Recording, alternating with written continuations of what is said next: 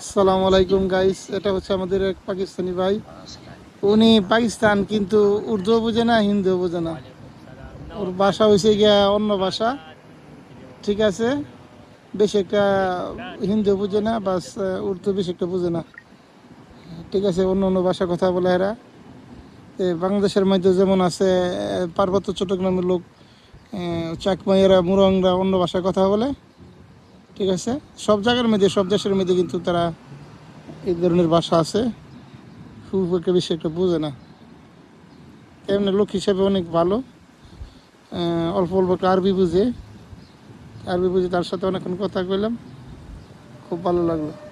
হ্যাঁ ভাইয়া, বন্ধু ভাই, বাস ইশারা দিলে বুঝে, বাস এই পর্যন্ত। গাছ ভিডিওটি ভালো লাগলে সবাই একটু লাইক কমেন্ট করবেন, সাপোর্ট দেবেন। হ্যাঁ, ওকে, আল্লাহ হাফিজ।